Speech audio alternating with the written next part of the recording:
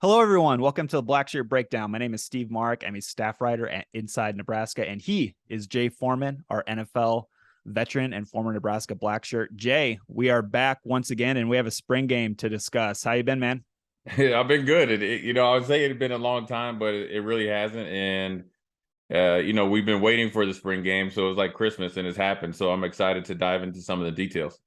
Absolutely. So, just a little background. Obviously, if you're watching this, you probably watched the game itself. The white beat the red 21-7. Jay, what are your overall thoughts from what you saw?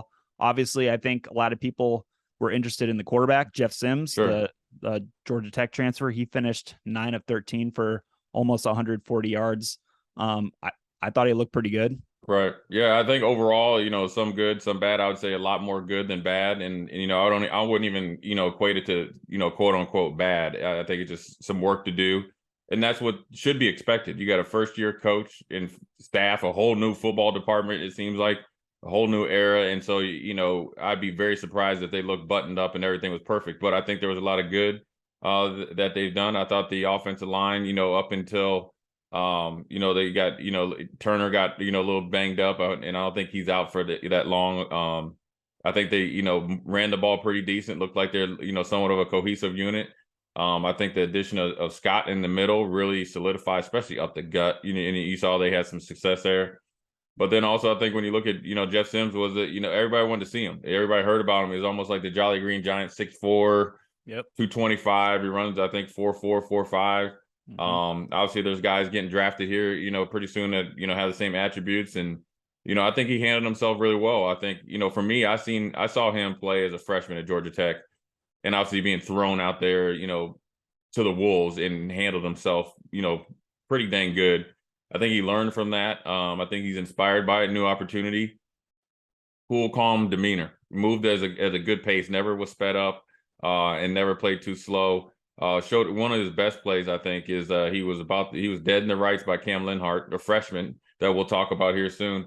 Yep. And he reverse spin out a la like Russell Wilson, and he could have run, which you like him to do, and obviously you want to be picky and choosy because right now he's the quarterback, but he looked to pass, and so that's telling me that the coaching and him that he's looking to actually play the position of quarterback. So that's an extreme positive. I felt like the running back room looked good.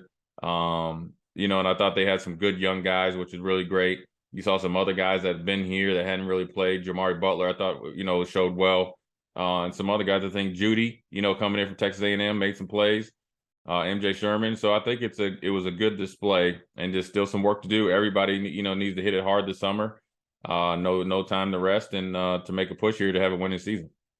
Yeah, and defensively, let's just go through this a little bit. Leading the white defense was Grant Taggy, seven Yeah. total touchdowns. Stephon Wynn was up there with 5 tackles. And then for the red, but a lot of people are going to be looking at the red, just especially those we mentioned them before. Cam Lenhart, true freshman, early enrollee from IMG Academy in Bradenton, Florida. And then you have kind of his sidekick, his true freshman sidekick, Princewell Uman Menyelen. He had 3 tackles for loss. He had a sack. Obviously a lot, it's a spring game, so you don't want to take too much from this, but you have to really like what you saw against what those two did against a veteran offensive line. Well, you gotta like it. I mean, look, as much as we can be excited and say, they did it in a spring game in front of 66,000 people. I don't ever want to short it because it's amazing that you get that many people on a cold day. You also have to make sure to say, okay, it is one game, one practice. But when you talk about the coaching staff saying, we got guys that have potential, we like them, they fit our scheme, early enrollees that they're able to mature and get a head start. These two guys are great examples of it in hitting right now. As we evaluate it just in a few months, they look the part. And they're 2 different body types, right? Cam Linhart, yeah, extremely well coached in high school, plays really good with his hands, knows how to play the defensive end, position, could maybe kick down to a 3 technique if he gets a little bit bigger on passing downs.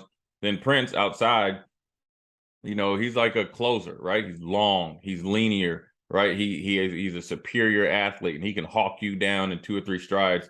So you like it. You like the tackles for losses. You like the consistency of both of them. Look, let's not forget Maverick Noonan. Let's not forget MJ Sherman, and let's not forget Jamari Butler. That's 5 guys right there that you're talking about Blaze Gunnarsson did some things as well. So there's not a rush to throw these guys out there and have them start. But I think if they continue to progress, they're going to get experience and push these older guys that are ahead on the depth chart to be better. And that's what you want. You want competition, you want depth, and you want playmakers out there. And there was a lot of new faces. I mean, we even saw, I think you'll agree with me on this, Sincere Safuela, the true freshman, early and early, another one from IMG at corner. I was watching him warm up in pregame on the sideline. Just his frame is so long and lanky and wiry at 6'2", 170 pounds. Now the size thing, I'm not sure how much to put into it, because he is playing a corner and his job is to run with receivers and follow them. But four tackles, his stop on Heinrich Harburg, who has probably like 30, 40 pounds on him. 50 pounds on him at least. Yeah, absolutely. Sincere took Heinrich down fairly easily. I mean, that was a really impressive play. Yeah, that tackle technique is called, you forklifting. Dig him up from the ground and dump him on his head. And look, what I like is he's a willing tackler, which he showed even before that play. Also, he has good tackling technique, which me and you broke him down and from his high school tape, even though it was only a few games. Yep. His frame is 6'2", 170. Look, now the onus is on the weight program. Okay. You got a guy that has the frame, has plenty of, frame to add some muscle mass to. You don't want to, put 15 pounds on him overnight, and then he becomes a little bit slower, and then you're, behind the 8 ball. But you want to get him to the point that where you don't want to make that the excuse and exception not to play him if he continues to play. Now, there's a long way to go before he reaches out there playing on Saturdays. He's got a couple good guys to watch and learn from, and Q Newsom and Hartzog. But what he did Saturday probably is a replication of what he's been doing in camp all year, and it was good. Again, it's guys that we broke down in our Blackshirt report. We looked and said they had potential. I know it's one game. You're not able to watch every practice and every tape. All they've had, but when you see them out there, when it's a game like situation continue to show up, it's a check in the positive checkbox. Considering being an early enrollee out there competing, and the coaches should be happy about what they've seen so far. All right, let's get into the breakdown here. We have just a few offensive highlights, a few defensive highlights. We're going to let Jay take a look at them and break them down. The first one, obviously, we're going to have a few ones of Jeff Sims here, just because we really liked what he showed. And with this look, we got 12 personnel, 1 running back, which is Ramir Johnson, 2 tight ends, which looks like Nate Borkacher, and then Janarin Bonner, the hybrid tight end that played a lot of snaps on Saturday and at different positions. So you have a little counter look here up front, but then Jeff Sims pulls the ball and throws a glancer out right to Marcus Washington for, I think it was have it written down here, 19-yard gain. Right. And this is what you like here with Bonner. He gives you some position flexibility and personnel flexibility. You can catch a defense thinking that they need to blitz, a little counter action here with a little RPO. Then you're running like what you call a glance route. It's pretty much a skinny post, right? And you got to be able to win at the line of scrimmage to do this. And that's a good pitch and catch right there by the quarterback in Washington. And that's a connection, whether it's Sims or Casey Thompson, that needs to come up big this year. And you see this also, let's not forget, this is a good job by the offensive line here. We need a little bit better block by Bryce Benhart, but Bonner does a good job picking up the trash. Ramir probably needs to come back and check, but Sims didn't look with all that around him. Look at his eyes and being able to deliver, right? So he's not panicking, right? He's not stutter stepping. He's not, taking the ball down and thinking that he needs to hold it. He's looking right where he's reading the safety coming up right there. I think it's Malcolm Hartzog, and he's hitting it right in front of the deeper safety, which is number 16. Oh, that's Quentin Newsom, I think. So, getting him off in the off coverage. You had a little bit of an inside fire zone blitz here. So now he's able to read the coverage, right? So by them making it real simple based on this counter action and by the personnel that they're able to have in the game to kind of dictate what type of defense they possibly could get, it allows Sims to make a quicker read and be more decisive and then obviously be more efficient as a passer. So look right there, it's a good pitch and catch. He breaks that right there. You'd like to think Marcus Washington can, possibly take it a house call. So it's a positive play right there all around. If you want to be nitpicky, you want it to be perfectly blocked. The pin down block there by Bryce Benhart. He did a decent job, could be a little bit better. He'll tell you that. But again, these are things that they can get better at. And then, but what I like is Bonner doing the extra effort. So Yes. look, we broke down the Illinois game, right? In last year. And if this type of effort and this type of mindset of doing more, Casey probably wouldn't have got rocked that game, and he got hit right on his elbow and shoulder, and obviously ended up on the surgery table after that. So this is really good right here. You got two guys in here, and this is Bonner, right, moving from the outside receiver to the Swiss Army knife position. I don't care what they say. They can list him at a tight end. He played running back, fullback. He's playing H back, and I can see him actually playing a slot receiver. But the willingness and the intent of doing the right thing is completely different. Now I know it's one play, but this is how you get positive plays right here, and this should be exciting for the coaches. So, Jay, this is a read, right? So if we're looking at Jeff Sims is obviously looking at the second level. He's probably looking at Malcolm Hartzog, right? He's reading how hard he bites down right there, and what it's doing is it's letting him know which window to throw in. Yeah. Right. So if Hartzog is dropping a little bit back, he might have to go to a secondary option, right? Or he might be thinking about pulling it. And then, or going to the upside or the top side there with, I think that's Xavier Betts. And so this is where you need to, when you're practicing, you got to make sure everybody's alive, right? I would just also whip one out there to make sure even if it hits the receiver at the top of the screen upside the head, that you're ready. Because if Hartzog gets a good read and then the other safety here has a bad read down there, right? Up top right there, you got to win, right? Skinny post, make that guy miss up top, hit the sideline, cock the head back, and then strike up the band. So either way, I think it's a positive play. It's good execution here by Sims and this offense, and a good play call against his defense. So that first play, we saw Jeff Sims stand in the pocket with some heat coming at his face, and he delivered a good ball. This one, he gets flushed from the pocket and gets another completion. And this one is another one to Marcus Washington on an over route for 14 yards. Yeah, look, everything that they're doing here is in the positive right here, right? Try to get a little bit of play action. Obviously, again, with some little bit of pressure, but when you have a quarterback that's 4-4 and quick, he can extend the pocket and move the pocket as well. So now you just need a little bit better blocking at the point of attack, but you're getting run blitz and pass blitz right up the gut. So you're going to get a little bit of penetration. Good pickup again.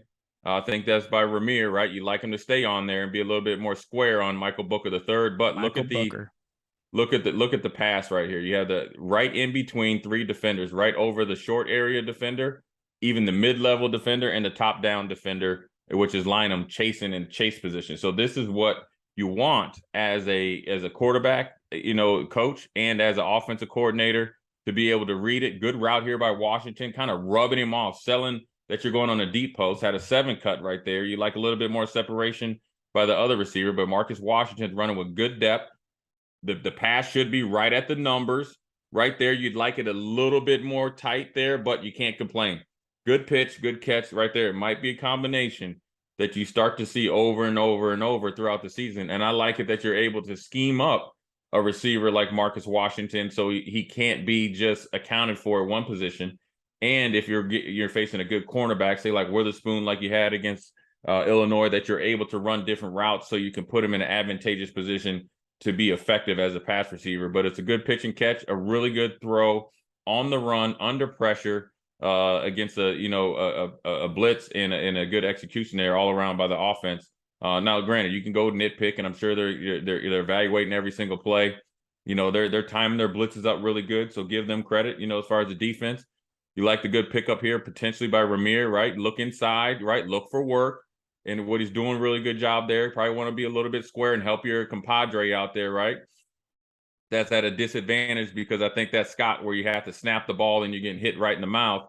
But Jeff Sims makes everybody right. So that's what they have in both quarterbacks, not only in Jeff Sims and Casey Thompson. Now, granted, Jeff Sims played, so we got to talk about him. But this right here, schematically, is a drastic difference than what you had last year. Not only schematically, it's also protecting your most vital assets, and that's your quarterback, right? Without a quarterback, you have no offense. So I like what they're doing right here. Even though execution wasn't perfect, but that's what we talked about at the beginning of the breakdown. A lot of positives what we're talking about, but then also there's some stuff that needs to be worked on.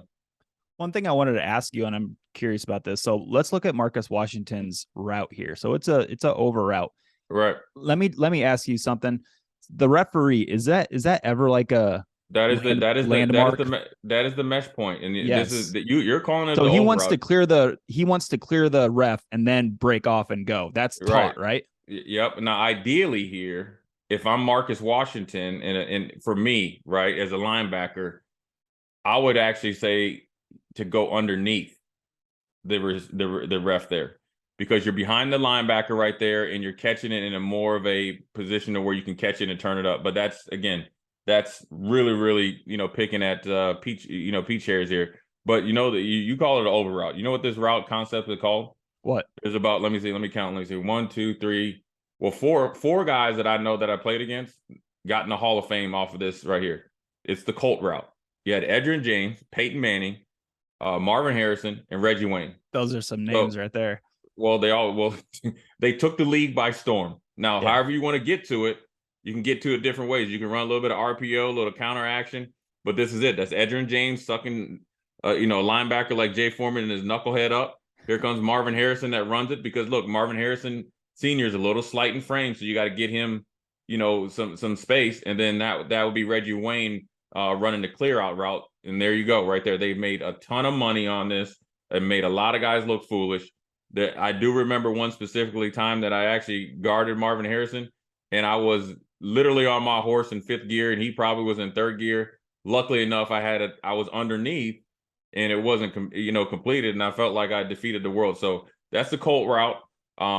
I've seen it in action. Really good execution by this offense right here. Good play call as well. It's really good also to run this around midfield at plus territory, because if you hit it a couple times earlier in the game, that clear out route by Xavier Betts or aka Reggie Wayne will be wide open as well. Nice. That was awesome. Great breakdown.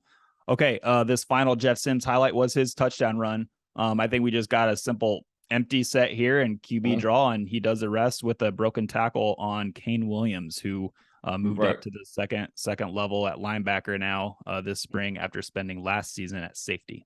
Well, what you like to do is create a favorable matchup by personnel, right? You feel like our personnel is better than yours, and they feel like Jeff Sims is better than anybody they could put in the middle.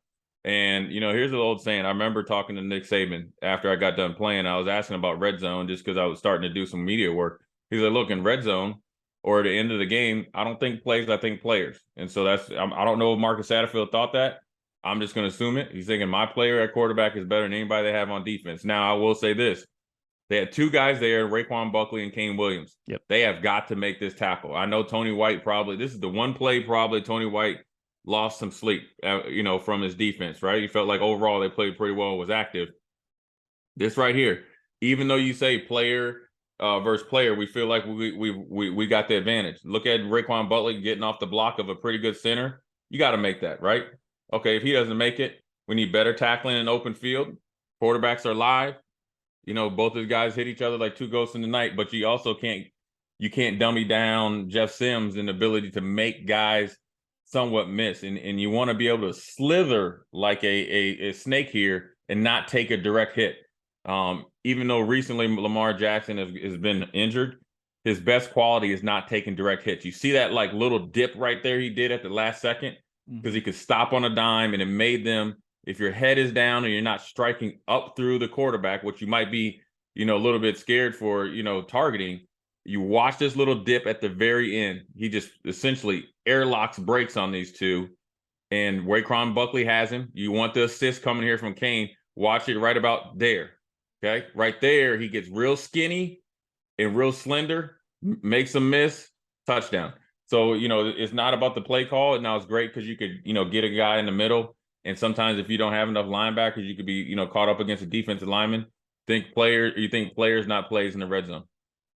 Let's move on to Janiran Bonner. I really was interested in seeing him and the different ways that he was used in the offense. And Matt Rule, Marcus Satterfield both mentioned his name throughout the spring, so it's not a surprise. But this one here, we got 21 personnel, and there's Janiran Bonner in the fullback position, leading up and laying a good hit on the middle linebacker John Bullock for this touchdown run. Right here. Look, you want to, he's not the biggest H-back or Swiss Army knife yet, but you can get him in personnel, right? So you probably think, like, okay, we got 12 personnel out there. Well, they have their 12 personnel defense out there. Now you got a favorable matchup.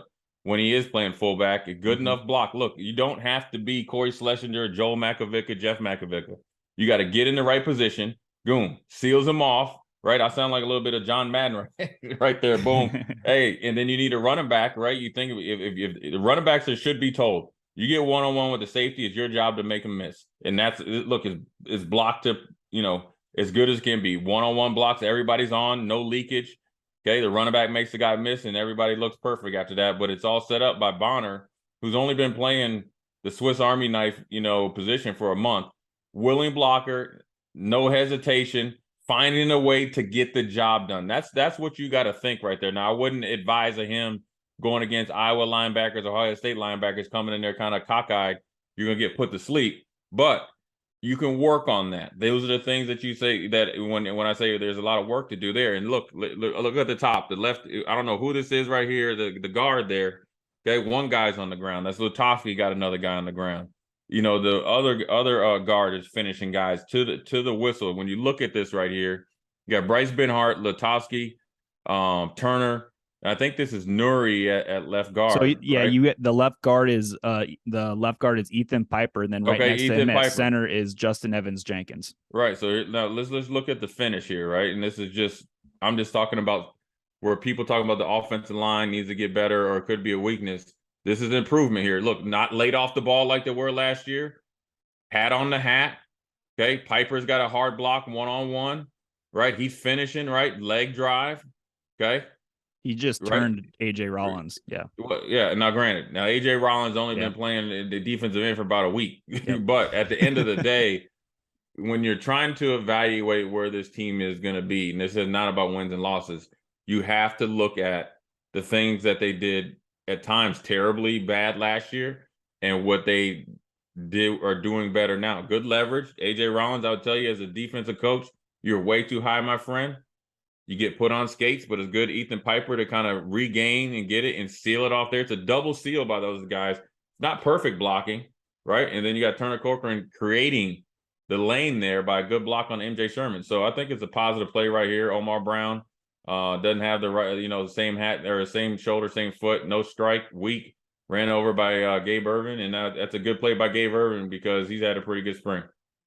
Now, these next two plays I wanted to show back to back because you saw this motion, this action in the backfield with Bonner motioning in, and then they pull the right guard and they pull Bonner across the field on more counter action, more counter run action.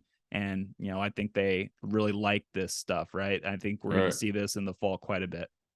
Well, what it does is creates better angles for your offensive line to block, and then hopefully you'll be a better, blocking team. And then also what we talked about, well, first of all, whoa, Bonner. I don't know where Bonner is not playing games right here. He's probably about 205. We're going to talk about that at the point of contact. Leverage, nature versus boom, right there, okay? Hat under one other's hat. Nature versus nurture. It's a leverage game here, Steve. Watch it. You don't have to be big if you play with good leverage and he knows how to play big. So when you switch a guy there, you got to know his mentality. No hesitation. First sign of red, light him up like a Christmas tree. Look at the head snap back, right? Yep. Okay. Now you created the hold. Now it's on the running back to make everybody look good. And that's Anthony Grant. Good explosive. Yards after contact. Set up by Bonner and Nuri. Pulling. Not only getting their guys, but also winning that line of scrimmage. And also you can do it in the pass game because what you can do, what we saw at South Carolina, I always talk glowingly about number 44 on their team, where he was able to set the edge. So it was a pretty good job right there. And this is the second play that we're going to break down of that same action where he motions across and then pulls along with Nuri for this counter run. Yeah, this is pretty good right here. Play. They can go back to it again. Good fill, good execution right there. It doesn't have to be a 10-yard run every time. I think it's, good execution, physicality, something he'll get better at. He's going to be in the weight room in the offseason. And, this can set up big bootleg passes that we've seen earlier in the game. So I think it's something that's going to be a staple in the Nebraska playbook. Yeah, and Janarin Bonner, Matt Rule said the goal is to get him up to around 222 pounds, and he's like 217, I think he said a couple of weeks back. So there are plans with Janarin Bonner and kind of bulking up, but really interesting with him. Yeah, he had a good spring, and it's they talked about him for a reason. So you're seeing the fruits of his labor that he put in the weight room and in the classroom. And here, Jay, this is just another way that I think Janiran Bonner is going to have a job or an opportunity in this offense, is just showing you. And I know this play is going to be an incomplete pass from the walk-on John Walsh, and we can talk about Princewell Umanyalan and his acceleration to get there from point A to point B. But this is just another example of how Janiran Bonner can be used in the pass game. Yeah, it's an example of the more you can do, right?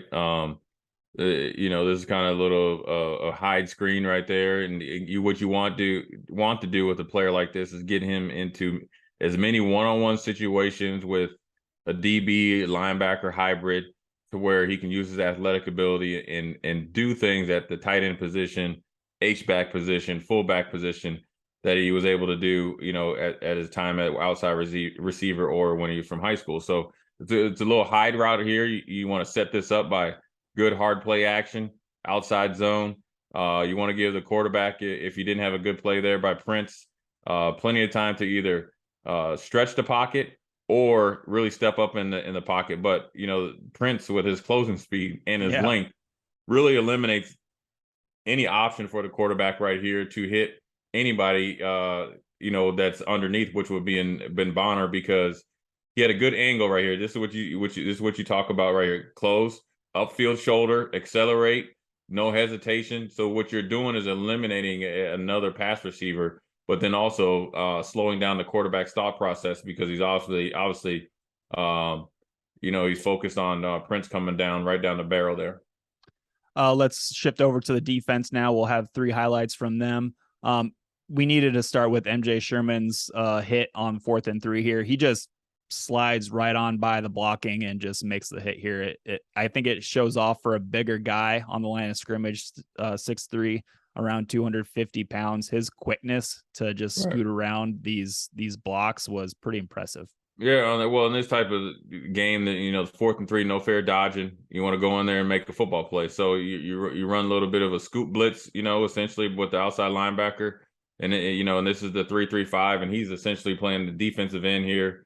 A little bit of a head up 6 technique and a 2-point stance. He crosses Borkacher's face, who's a little bit late off the ball. Right, here comes Piper. He blows him up. Probably would have blew up the fullback. But the one thing that's really good about MJ Sherman making this play here, when he runs this stunt, his pads get square once he beats the first guy. So watch his pads. This is how you stunt and don't get blown out of the hole. Right there, he stunts, pads get square, right? Get into Ethan Piper. So now he's going to ricochet. Actually, he's using Ethan Piper to ricochet him into the runner. And then if it was a play action pass, he can continue on his pass rush. So that's one thing that is good coaching right here. Maybe from his time in Georgia, but then also his time from here. Good steps right here, no false steps. Knows where he's going, beats the guy across his face, blows up the puller, and makes the play. That's called a daily triple double right there, because you're doing 3 things. Okay, you're doing your job, doing somebody else's job, then you get a tackle for loss, and then also you're getting the defense off the field. So essentially, it's like a grand slam, but it's not a Denny's. But it's a good play there by Sherman. It's the play that kind of, I'm here. And these are the things that, again, Steve, that when he first committed, this is the things that we saw in glimpses at Georgia when I said that, look, we're seeing him make football plays. So it's a tremendous opportunity for him. Obviously, he's had a good camp, and that's just one play that's showing his capabilities of playing at the outside linebacker / defensive end position. And it's not just making that play. It's how he got to the play. The footwork, the fundamentals, and the finish. That's what you like. And MJ Sherman is going to come up here on our next highlight here. But really, this is a defense wide, I think, really good play. They just assaulted this play here. I think it was like a QB counter run, right? They're pulling the right guard, Henry Lutovsky, and they're pulling Nate Borkacher too. MJ Sherman, who lines up on the outside shoulder of Turner Corcoran at left tackle, just meets Henry Lutovsky and just wins that battle and does not give up any ground. And then you have Omar Brown coming in, you have Corey Collier coming in, just meeting Heinrich Harburg, and he just didn't have any room to go. Well, in the red zone, everything speeds up and there's no fair dodging. Know what you're doing, go create havoc, blow it up, and then let your teammates get in on some of the fun. So this is a defense wide domination right here. In the offensive line needs to do a better job of establishing a line of scrimmage or not getting beat. Look at the defense right there. Look how much penetration they get. Everybody's going forward. Offensive line looks like they're catching, right? And it's too early in the game not having the physicality or mentality right there that they had on that touchdown run by Gabe Ervin, right? And so when you look at, where it starts with MJ Sherman coming in and destroying any type of puller right here. He's knocking two guys off. Yep. So what that means is, or at least, that the Borkature missed his guy. So I don't know if he was so focused on MJ Sherman or there was a, miscommunication there, but now that allowed Omar Brown to come off the edge, Collier and company to make the tackle for loss. This is the type of play that's a momentum changing play if it's during the regular season. All you need is one guy on offense to mess up, and then you need your guy coming off the edge making this play. And so when you're calling these run blitzes, right? Granted, they might be designed for, say, for example, for MJ Sherman to make the play, but you're telling Omar Brown, you're telling the linebackers, you're telling Collier, you come off like you're not going to get blocked, and when you're not blocked, we need you, and you have to make this play. And so it's not only those two coming off on this. Defense that this is called. So when I played for Greg Williams, and we ran a 4-3. This is called spike 40, right? Essentially, you're one-on-one with the running back, and we're blitzing off the end, and we're going zero coverage. Spike 40, that means essentially the two guys outside are coming off, and we had outside linebackers in causing havoc, right? And you got to think of, look, you got Cam Linhart in there doing his thing. You got AJ Rollins going in there, two young pups, and then you got guys that have played some, Collier and Omar Brown, making the play in the backfield here. So these are momentum changing plays, and those are the ones that you like, that when it's called, it's executed, because it gives you confidence as a coordinator to go back to it. If you miss that guy, or if you're late off the ball, or you get gashed by a big run, that kind of goes in the back pocket till you can watch film. This final highlight, again, this is just the defense getting in the backfield and being fast, aggressive, and just tearing up this play apart. Yeah, I mean, look, at this point, you like penetration. Doesn't matter if you run a 3-3-5, you can run a 2-4-5, you can run 6-2 stack monster. Penetration destroys everything. Now, look, this play right here, as much as we talk about MJ Sherman, right? This play right here is won by Nash Hutmeister, right? Oh, now, look at him right here. A little bit of head up. Tech? Yeah, he's at a 3 technique. I'd say 2 eyes. He's probably about a 3 technique, so it's different than he's done before. Yeah. Right, now look at him on the get off. This is what he didn't do last year, right? A little bit of a, inside slant, get control, knock Scott back, right? Look how far back he is. Piper missed him, so that's a scoop block that Piper needs to stay on him a little bit longer, in my opinion, until he goes to the second level. And so this is a great play by Nash, right? But then it's also, when I talked about improvement, this is where the offensive line, this isn't a personnel thing, this is an execution thing as far as the offensive line. So Piper's trying to go to the second level. So he has to help Scott there to the very last second, and then he's going to be late to the second level. He goes up too quick, and this is what happens when you this is what happens when you play the game of football. This is why this was so good for Matt Rule to say, we're going to play football. We're going to tackle. We're going to play. These are teachable moments and learning things here, because this is what happens sometimes when you're playing football. Piper knows his plays, right? And this is not calling out Piper. This is where you can take the next step as an offensive line, as an individual, to play as a cohesive unit. But when you're a little bit off, Nash does a good job penetrating the line of scrimmage. It allows Caden Williams and Snodgrass to come in there and Gifford to reap the benefits. But in the film room, as we're in our Blackshirt breakdown, this play was made by Nash. This is a football play. This is good on good. This is Nash going against a traveled, a really good player in center, and Ben Scott. Now, Ben Scott needs a little bit of help by his offensive line mate, and that's what Coach Raiola is telling him. But Ben Scott knows that sometimes you get caught out of position.